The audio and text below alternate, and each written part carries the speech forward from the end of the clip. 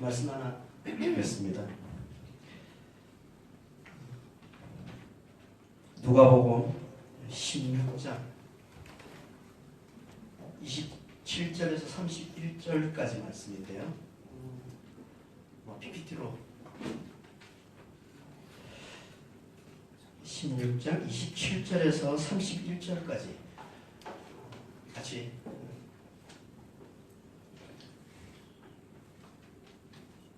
천천히 같이 좀 합독하겠습니다. 16장 27절에서 31절입니다. 시작. 이르되 그러면 아버지여 구하노니 나사로를 내 아버지의 집에 보내소서. 내 형제 5이 있으니 그들에게 전하되 그들로 이 고통받는 곳에 오지 않게 하소서. 아브라함이 이르되 그들에게 모세와 선지자들이 있으니 그들에게 들을지어다. 이르되 그렇지 아니하니이다. 아버지 아브라함이여 만일 죽은 자에게서 그들에게 가는 자가 있으면 회개하리라. 이르되 모세와 선지자들에게 듣지 않으면 비록 죽은 자 가운데서 살아나는 자가 있을지라도 권함을 받지 아니하리라 하였다. 잠깐 기도하겠습니다. 하나님 아버지, 이 시간 하나님께서 나타나셔서 진리의 말씀, 생명의 말씀을 나타내 보여주시옵소서. 말씀이 영이요 생명이라고 주님 말씀하셨사오니 이 시간 말씀 듣는 자마다 살아나는 놀라운 역사가 나타나게 하여 주시옵소서. 아멘. 감사하며 예수 그리스도로 기도합니다. 아멘.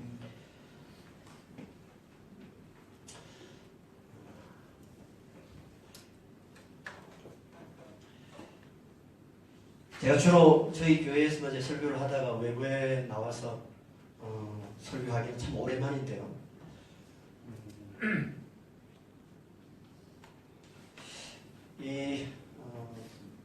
미리 이제 말씀을 달라고 해서 본부에서 제가 그냥 생각하고 있는 말씀을 이렇게 본부에다가 얘기를 하고 나서 제가 후회를 했습니다. 제가 말씀을 이제 전하는 제 스타일은 짧은 말씀을 깊게 전하는 스타일인데 제가 이렇게 긴 본문을 가지고 말씀을 전해 본 적이 없어요. 그래서 제가 말씀을 누가복음 16장 19절에서 31절까지라고 말씀을 보내놓고 바로 제가 후회를 했는데 그렇다고 물릴 수는 없으니까, 그리고 시간도 대단히 또 제한되어 있기 때문에 하나님이 역사하지 않으시면 중간에 제가 말씀을 전하다가 내려가야 되는 그런 상황이 될지도 모르겠습니다. 속으로 기도 좀 많이 해주십시오. 오늘 본문 말씀은 이제 19절에서 누가복음 16장 19절에서 31절 말씀, 되게 긴 본문입니다. 우리가 잘 아는 거지와 부자와 거지 나사로 비유 말씀이죠. 거기에 이제 마지막에 붙어 있는 말씀만 제가 잠깐 본 겁니다. 그러니까 방금 우리가 읽었던 이 말씀을 제대로 이해를 하려면 이 전체 내용을, 부자와 나사로, 부자와 이 거지 비유의 이 말씀을 우리가 전체적으로 좀 이해할 필요가 있습니다.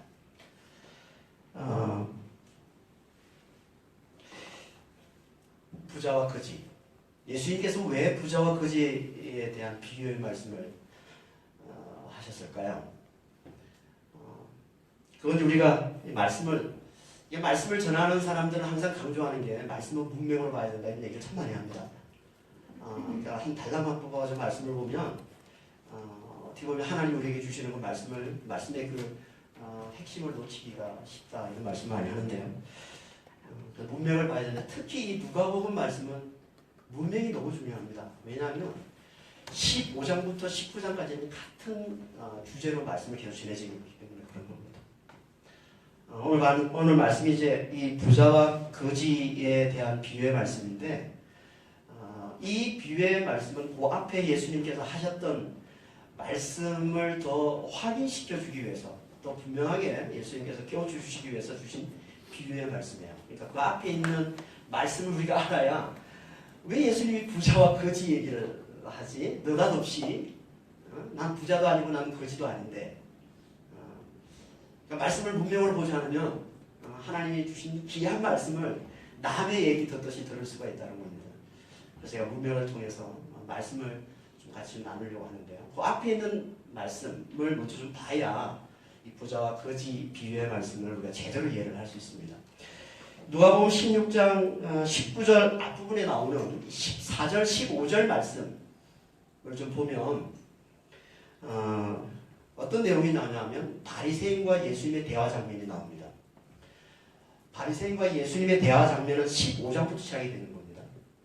그 앞부분은 다 일단 제쳐놓고 16장만 우리가 살펴보면 이제 14절에 말씀이 띄워졌죠. 14절에 보면 바리새인이 예수님의 말씀을 듣고 비웃어요. 예수님의 말씀을 듣고 그러자 예수님께서 이제 그들과 대화하시면서 거기에 덧붙여서 주신 비유의 말씀이 이제 부자와 거지의 비유 말씀입니다. 그런데 바리새인들이 왜 비웃었을까요? 예수님 말씀을 듣고 그건 이제 바로 그 앞에 있는 14절 바로 앞에 있는 스크린에는 없습니다. 바로 앞에 있는 말씀인데 길게 심지어 1절부터 13절까지니까 긴 본문이잖아요. 긴 본문에 그냥 핵심 한 구절만 뽑으면 바로 그 앞에 있는 13절 말씀이에요. 13절 말씀 우리가 너무나 잘 아는 말씀인데 그게 뭐냐면 하나님과 재물은 겸하여 섬길 수가 없느니라 라는 말씀입니다. 그러니까 이게 앞에서 예수님이 하셨던 말씀의 핵심이에요. 그러니까 이 말씀을 듣고 예수님이 전하는 이 말씀을 듣고 바리새인이 비웃은 거예요. 이런 말도 안 되는 얘기를. 그러고 나서 예수님이 이제 그 바리새인과 대화를 나누는 장면입니다. 근데 그들이 비웃은 이유를 예수님이 말씀하시죠. 아니 이 성경 기자가 얘기하는 겁니다. 누가복음 기자가 바리새인이 왜 비웃었는지 왜 비웃었다고 얘기합니까? 24절에 보니까 돈을 좋아하는 자들. 여기 돈을 좋아한다라는 이 말은요. 우리가 잘 아는 디모데전서 6장 10절에 돈을 사랑하면 일만하게 뿌리다 라는 말씀 잘 알죠? 그 돈을 사랑함과 같은 단어예요. 돈을 좋아한다는 거예요. 그리고 돈을 사랑함이라는 이 단어 바로 앞에 디모데전서 6장 9절에 부하려 하는 자라는 말씀이 또 붙어 있습니다. 성경적인 관점, 예수님의 관점, 하나님의 관점은요. 부자는 돈을 사랑하는 자예요. 돈을 좋아하는 자입니다. 그런데 우리가 말씀을 이제 보신 분들은 알지만 바리새인들은요. 이런 얘기 들으면 되게 기분 나빠합니다. 자기들은 진짜 돈을 사랑하지 않거든요. 솔직히 자기들만큼 금욕적인 사람이 있으면 아우를 할 정도로 대단히 금욕적인 사람입니다. 금식 일주일에 2번씩 하죠. 금식한 것으로 항상 구제하죠. 11조 확실하게 드리죠. 자기들만큼 철저하게 율법을 지키는 자가 없는데 하나님은 예수님은 돈을 사랑하는 자라고 얘기를 하니까 아마 그들은 대단히 억울할지도 모릅니다. 이 바리새인들의 이런 모습을 잘 보여주는 말씀이 이제 누가복음 18장 말씀이에요. 그러니까 이게 계속 연결되는 말씀입니다. 전체적으로 같은 말씀을 계속 하고 있는 거예요. 누가복음 18장에 보면은 바리새인 기도가 나오죠. 바리새인과 세리의 기도가 나옵니다. 누가복음 18장 11절 이하에 보면 밑에 한번 보여주시면요. 좀 넣는군요. 거기 보면 바리새인 기도가 나오는데 그 기도에 바리새인이 자기는 일주일에 이틀 금식을 하고 또 소득의 11조를 꼬박꼬박 잘 드리고 뭐 세리와 같지 않고 그래서 하나님께 감사하다 이런 이제 기도를 하죠. 그러니까 바리새인이 어떤 자인지를 잘 보여주는 이제 그런 내용인데요. 근데 중요한 건 이걸 예수님이 그리고 하나님은 어떻게 보시느냐요. 이렇게 율법에 잘 지키는 그들을 하나님은 뭐라고 말씀하시냐면 14절에 이렇게 말씀합니다. 밑에 11절부터 14절까지 해서 14절에 보면 자기를 높이는 자라고 얘기를 합니다. 자기를 높이는 자. 세리를 보고는 자기를 낮추는 자라고 그러고 이 바리새인 보고는 자기를 높이는 자라고 얘기를 하죠. 그러니까 바리새인이 그렇게 열심히 율법을 지키고 그렇게 열심히 금식도 하고 11주도 하고 철저하게 율법을 지키는 이유를 분명하게 말씀하세요. 그게 뭐냐면 자기를 높이기 위해서 그런 거죠. 이렇게 뭘 하든 그것으로 자기를 높이는 자를 다른 말로 돈을 사랑하는 자라고 합니다. 돈을 사랑하는 자. 그래서 좀 전에 살펴봤던 누가복음 16장 14절 15절에 보면 14절에 바리새인을 돈을 좋아하는 자라서 예수의 말씀을 비웃었다라고 말씀을 하고는 그 돈을 좋아하는 자, 돈을 사랑하는 자, 바리새인을 15절에서 예수님이 또 이렇게 말씀을 하시는 겁니다. 누가복음 16장 15절에 제가 읽어드려야 되겠네요. 예수께서 이르시되 너희는 사람 앞에서 스스로 옳다 하는 자들이나 너희 마음을 하나님께서 아시나니 사람 중에 높임을 받는 그것은 하나님 앞에 미움을 받는 것이니라. 그러니까 돈을 사랑하는 자를 돈을 좋아하는 자, 돈을 사랑하는 자 같은 말이라고 했습니다. 예수님은 어떻게 보시냐면 자기를 자기가 의로운 척 하면서 자기를 높이는 자다라고 얘기를 하는 겁니다. 그러니까 돈을 사랑하는 자 이꼴 자기를 높이는 자 이렇게 보시는 거예요.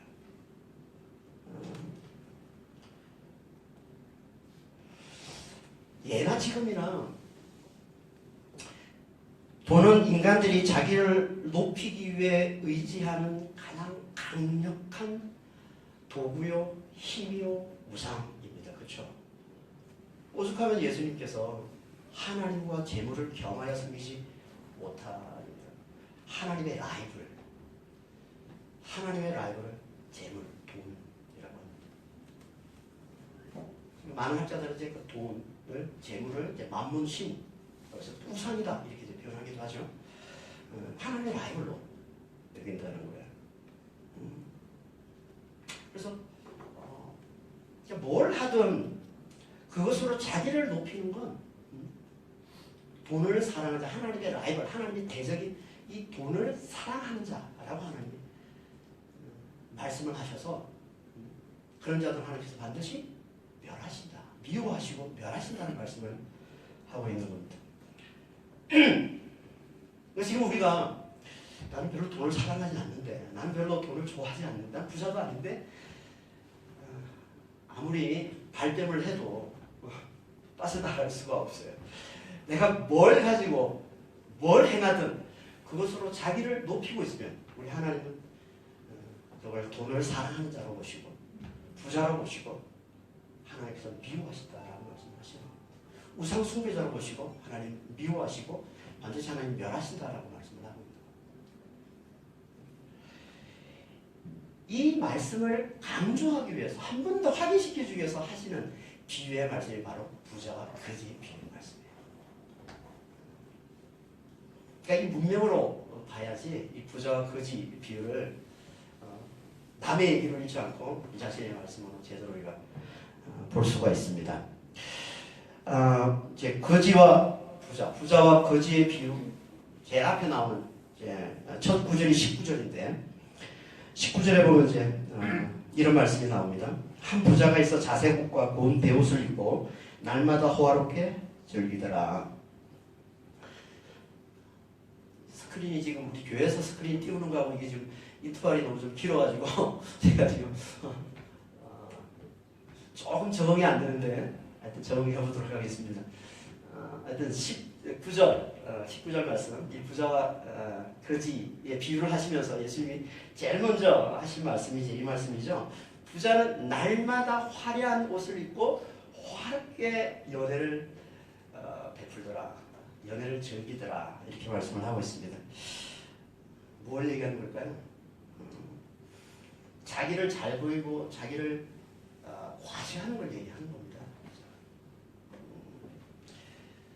날마다 그런다는 거야. 그럴 수 있는 사람이 있나요? 날마다? 진짜 부자들은 그럴 수 있어요. 실제로 제가 그런 얘기를 들었습니다. 미국의 비버리 힐즈에 살고 있는 한 부자가 실제로 이제 가장 화려한 집, 가장 큰 집을 이제 사가지고 매일같이 연애를 베풀었대요. 뭐 소프라노 조스미스도 초청하고 뭐 이렇게 돈이 워낙 많으니까. 한두 번이지. 처음에야 사람들이 좋아가지고 뭐 이제 호기심으로 이렇게 방문하지만 뭐 얼마나 오래 할 수 있겠습니까? 얼마 하다 보니까 이제 사람도 안 오고 뭐 이러니까 지루해서 팔아버렸다고 그러더라고요. 팔고 한국으로 돌아왔다고. 그러니까 연애를 왜 하는 거예요? 사람들에게 과시하려고 하는 겁니다. 뭐 그게 무슨 의미가 있겠어요, 그렇죠? 연애하는 게 무슨 그 자기를 높이기 위해서 사람들이 와서 자기를 막 높여주는 그것 때문에 하는 게 그게 이제 연애인데요. 날마다 한다는 건요, 그게 최고의 가치라는 거예요, 인생. 그게 최고의 기쁨이라는 거예요. 사람들로부터 높임받는 거예요. 사람들 높임받는 거. 바리새인을 예수님께서 그렇게 말씀하셨잖아요. 사람들 중에 높임받으려고 하는 자, 돈을 사랑하는 자. 그러니까 이게 부자인 거예요. 그의 관심은 온통 자기를 높이는 데만 있습니다. 그런 그에게 가난하고 병든 자, 약한 자, 이런 자들은 어떤 대상일까요? 철저한 멸시의 대상이 될 수밖에 없습니다. 그걸 보여주는 게 대문 밖에 거지를 내던진 겁니다. 개혁 한글에 보면은 거지가 대문에 누워있다고 그러고 개혁 개정에 보면은 버려진 채 있다 이렇게 되어 있는데요. 원어에 보면요, 이 단어가 발로라는 단어인데 헬라어로 던지다는 말입니다. 던진 겁니다. 그러니까 내팽개친 거죠. 그러니까 얼마나 이 부자가 자기만을 위하는 자인지를 극적으로 보여주는 겁니다. 이런 단어 하나하나를 통해서 극적으로 보여주는 겁니다. 저는 이 말씀을 보면서 요즘 지금 우리 사회에 충격을 주고 있는 이 사건들하고 많이 연상이 됩니다. 부자가 거지를 내팽개치는, 내던져버리는, 이게 힘을 가진 자들이 약한 자들을 짓밟는 지금 우리 사회의 이 괴물과 같은 이런 요즘 괴물이라는 단어가 많이 연상이 됩니다. 아마 주님은 부자라고 얘기하면서 실제로 하고 싶은 얘기는 괴물이라는 얘기를 하고 싶지 않았을까 싶어요. 연약한 자를, 병든 자를, 힘없는 자를, 가난한 자를 내팽개치는, 내던져버리는.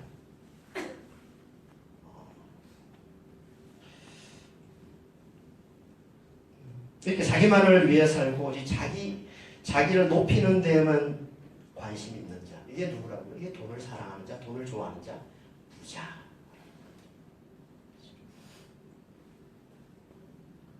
그럼 이와 정반대되는 거지는 누굴까요? 당연히 부자가 자기를 높이는 자니까 거지는 누구겠습니까? 자기를 낮추는 자겠죠. 거지가 왜 자기를 낮추는 자인지 제가 잘 설명해 드릴 테니까 잘 들어보시기 바랍니다. 이 거지라는 단어가 이 성경에 자주 쓰이는 단어인데요. 거지라는 말은 성경에 별로 없잖아요. 그렇죠? 많이 못 봤죠. 근데 이 거지라는 이 단어, 헬라어 단어는 이 성경에, 신약 성경에 자주 쓰이는 단어입니다. 후토코스라는 단어예요. 이 후토코스라는 단어는 다른 데서는 다 어떤 의미로 쓰이냐면 가난한 자라는 뜻입니다. 가난한 자. 그러니까 거지는 가난한 자인 거예요. 근데 왜 여기는 이렇게 거지라고 이렇게 번역을 해가지고 다른 데서는 다 가난한 자라고 번역을 하고는 우리가 잘 아는 뭐 가난한 자는 복이 있나니 천국이 하나님 나라가 저기 있다는데 가난한 자가 후토코스거든요. 그리고 예수님께서 성령으로 기름 부 받았어서 누구에게 복음을 전하신다고요? 가난한 자. 이게 다 후토코스란 말이에요. 그 외에도 수많은 가난한 자들이 많이 나오는데 유독 여기 있으면 거지라고 이렇게 번역을 해놔서 우리가 조금 이렇게 헷갈릴 수가 있는데 가난한 자는 좀 가까워 보이는데 거지 그러면 좀 멀어 보이지 않습니까? 이건 가난한 자를 얘기하는 겁니다.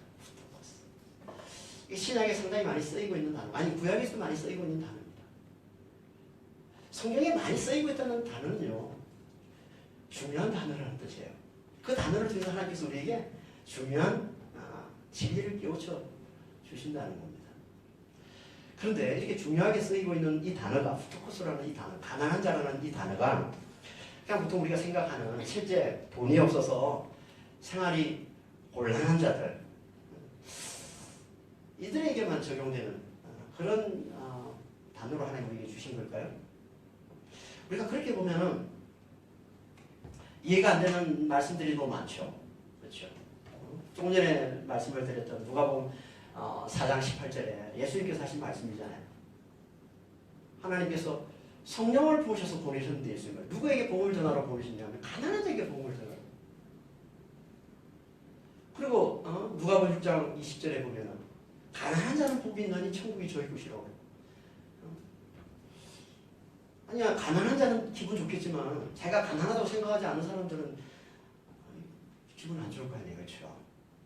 근데 실제로 가난한 자만 복음을 듣고 가난한 자만 천국에 들어갑니까? 아니잖아요. 그렇죠? 우리 생에 자기 자신을 보면서 난 별로 가난하지 않는데도 이렇게 복음을 잘 듣고 이렇게 천국에 이렇게 잘 들어가 있는데 무슨 소리냐. 그리고 가난한 자 중에서도 못 들어갔을 때 얼마나 많아요. 가난하지 않은 사람보다 더 강박한 자도 있잖아요. 가난한 자 중에서도. 그러니까 우리가 말씀을 이렇게 우리가 생각하고 있는 이런 의미로만 보면 이런 말씀들을 제대로 이렇게 우리가 알아보기가 어렵습니다. 그렇죠? 그럼 대체 여기서 말하는 가난한 자는 누굴까요? 후토코스. 여러분 참고로 가난한 자라는 단어는요 후토코스만 있는 게 아니라 헬라어로 페네스라는 단어도 있습니다. 신약에는 주로 후토코스라는 단어로 쓰고 있지만 페네스라는 단어로도 쓰기도 해요. 근데 이 페네스라는 단어는 실제로 돈이 없어서 생활이 곤란한 경우는 페네스라는 단어를 씁니다. 근데 대부분은 가난한 자가 후토코스라는 단어를 써요. 그러니까 그 의미가 조금 다르다는 거죠. 이게 뭘 의미하는 걸까요? 그건 이런 거예요. 한마디로 정의하면 이런 거예요. 하나님 없이 살 수 없는 자. 돈이 없어서 살 수 없는 게 아니라 하나님이 없어서 살 수 없는 자. 하나님이 없이는 죽을 수밖에 없는 죄인임을 알아보고 하나님의 은혜만을 간절히 구하는 자. 이게 후토코스, 이게 가난한 자입니다. 그래서 마태복음의 마태는 이 의미를 정확하게 담아서 이 가난한 자를 정확하게 번역을 하죠. 뭐라고 번역을 합니까? 심령이 가난한 자. 이게 정확한 의미예요. 심령이 가난한 자. 마태복음 5장 3절 말씀이죠. 심령이 가난한 자는 복이 있나니 천국이 저희 것입니다.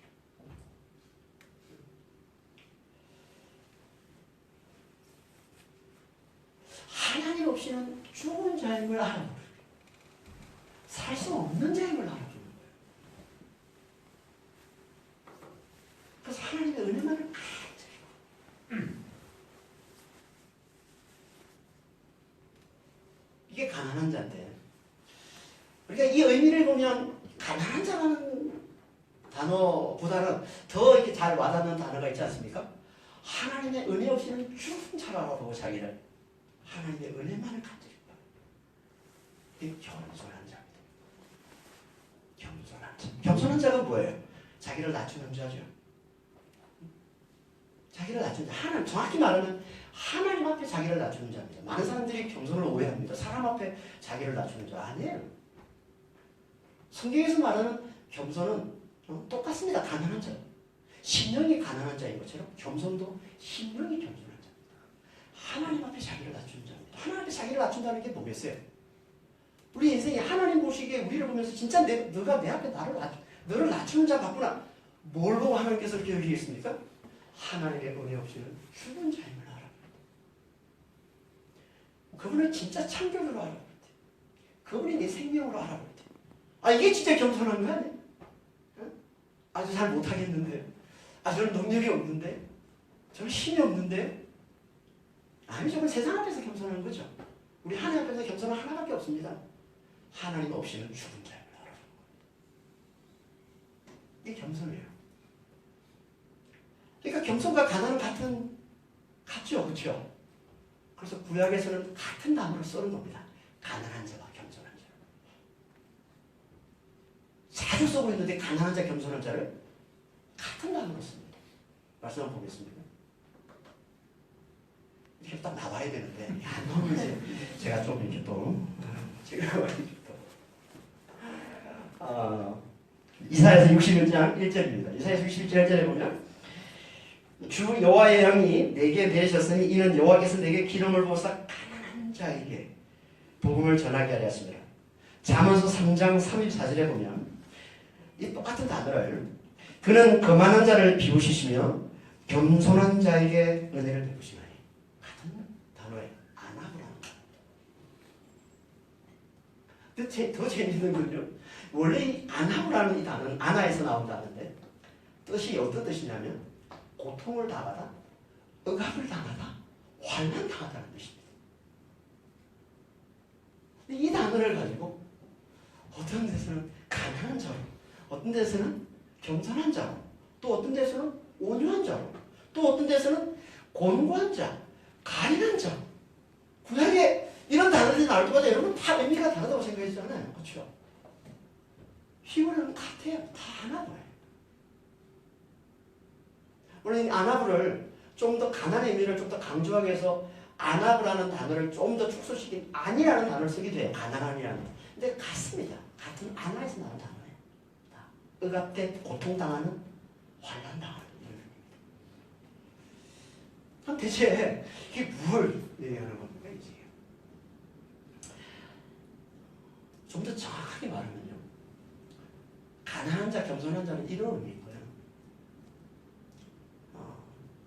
세상의 억압, 세상의 환난, 세상의 가난, 세상의 고통, 세상의 실패, 세상의 어려움을 통해서 심령이 가난해진지, 심령이 공고해진지, 심령이 겸손해진지, 하나님 없이는 죽은 자를 알아보게 된지, 하나님의 은혜 없이는 살 수 없는 죄인임을 알아보게 된지, 뭐로 인해서? 세상의 환난, 세상의 고통, 세상의 어려움을 인해서. 그래서 오늘 본문에 이 거지의 이름을 뭐라고 그래요? 나사로라고 합니다. 여러분, 예수님께서 비유의 말씀을 많이 하셨는데요. 비유의 말씀 중에 그 비유에 등장하는 인물의 이름을 얘기하고 있는 것은 여기밖에 없습니다. 이름이 등장하지 않아요, 비유에는 원래. 비유에는. 근데 유독 여기에만 이름이 등장합니다. 다분히 의도적인 거죠. 다분히 목적이 있는 겁니다. 이 거지와 이 이름, 이 나사로라는 이름은 아주 깊이 연관이 있다는 거예요. 나사로라는 뜻이 뭔지 압니까? 이걸 정확하게 하려고 하면 라자로스라는 말이고요. 이게 원래 히브리어의 음력입니다. 히브리어로는 엘 아자르라는 말이에요. 엘 아자르. 아자르 그러니까 축구선수, 유명한 축구선수 있는데 같은 이름이에요. 아자르. 엘 아자르. 엘은 무슨 말이에요? 하나님이란 말이죠. 네. 아자르는 도우신다는 뜻입니다. 하나님이 도우신다. 이게 나사로예요. 이게 거지. 하나님이 도우셔야만 되는 게 거지예요. 하나님이 도우셔야만 되는 게 가난한 자예요. 하나님이 도우셔야만 되는 게 겸손한 자입니다. 하나님이 도우셔야만 되는 게 하나님 없이는 죽은 자임을 알아보는 겁니다. 여러분, 여러분의 능력으로, 여러분의 지혜로, 여러분의 지식으로 하나님 없이는 죽은 자임을 알아볼 사람이 있습니까? 여러분, 이 땅에 있을 필요 없어요. 천국에 있어야죠. 이 땅에는 우리는 누구도 하나님의 도움 없이 자신은 죽을 수밖에 없는 죄인임을 알아볼 수가 없습니다. 하나님의 은혜 없이는 살 수 없는 자로 알아볼 수 없습니다. 그래서 하나님께서 우리를 도우시는 거예요. 근데 하나님의 도움이 뭐냐면 환난을 보내시는 거예요. 고통을 보내시는 거예요. 그래서 호세아서 4장 15절에 이렇게 말씀하고 있는 겁니다. 4장 15절. 오, 감동. 4장 15절에 이렇게 말씀하고 있습니다. 그들이 그 죄를 밀치고 내 얼굴을 구하기까지 내가 내 곳으로 돌아가니라. 그들이 고난받을 때 나를 간절히. 이사야 60장 10절에 내가 노하여 너를 쳤으나 이제는 나의 은혜로 너를 박상히 했으니. 하나님이 치시는 겁니다. 하나님이 환난을 주시는 거예요. 하나님이 고통을 주시는 거예요. 이사야서 말씀 보면요, 이스라엘이 고통을 당하는데 하나님이 계속 말씀하십니다. 내가 진노한 거야. 내가 아수르를 붓는 거야. 내 진노의 막대기로 써서 아수르를 너희한테 보내서 너희를 짓밟게 만드는 거야. 내가 바벨론을 막대기로 써서 내가 너희에게 환난을 가져다 준 거예요. 이 말씀은 왜 하실까 이렇게? 그래야 우리가 진짜 가난한 자, 진짜 겸손한 자. 그래야 우리가 살 수 있습니다. 그래야 우리가 살 수 있습니다. 이 심령이 가난한 자, 이 심령이 겸손한 자를 구약에서는 다른 단어로 여러 단어로 씁니다. 그중에 우리가 잘 아는 단어가 심령이 상한 자예요. 같은 단어입니다. 이 단어가 안하고 환난당하다, 고통당하다는 뜻이라고 그랬잖아요. 상하다는 게 뭔지 아세요? 극심하게 환난당하다는 뜻입니다. 완전히 부서지는 걸 얘기하는 겁니다. 상한 거. 좀 더 심하게, 좀 더 심하게 표현한 단어가 상한 심령. 그래서 다윗의 고백이 상한 심령이라고 합니다. 나는 완전히 죽은 자입니다. 하나님 없이는. 그래서 나는 상한 심령으로 하나님 앞에 나왔습니다. 그랬더니 하나님이 저를 받아주시네요. 할렐루야. 이게 시편 51절 말씀이잖아요. 하나님 구하시는 재산은 하나밖에 없습니다. 상한 심령.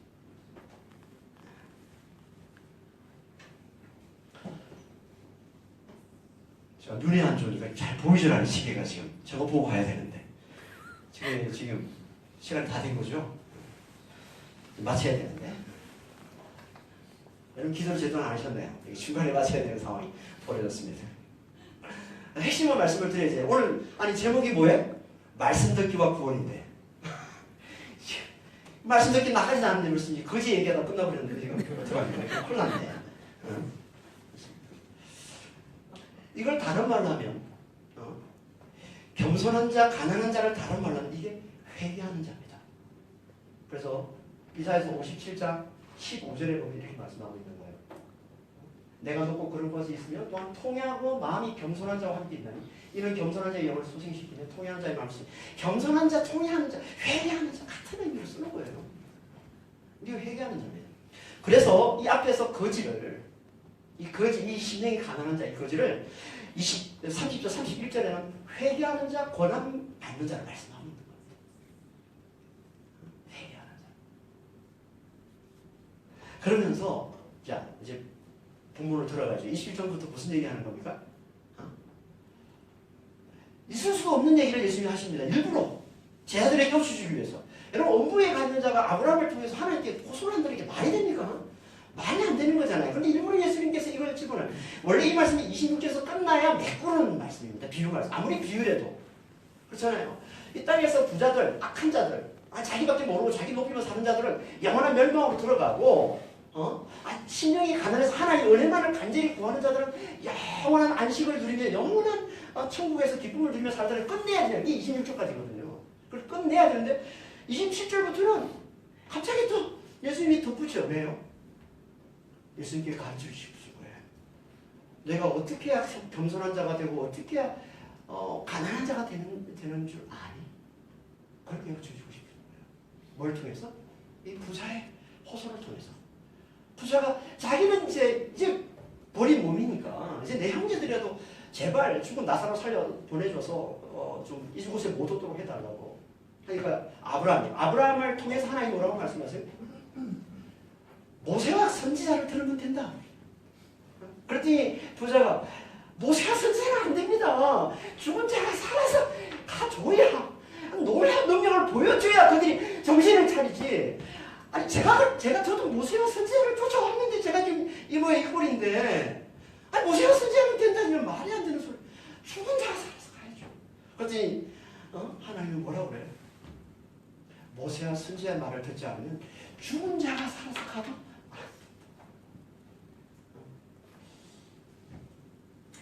모세와 선지자는 성경 말씀입니다. 당시 예수님 당시의 성경은 모세와 선지자밖에 없습니다. 구약밖에 없잖아요. 구약을 모세와 선지자라고 부르는 거예요. 이게 성경 전체예요. 성경 말씀을 듣지 않으면 절대 회개하지 않는다는 얘기예요. 성경 말씀을 듣지 않으면 권한받지 않아요. 이 권한받는다는 건 페이드인데 페이드는 수동태로 쓰이면 설득당해서 믿다는 뜻입니다. 성경 말씀을 듣지 않으면 믿지 못한다는 얘기예요.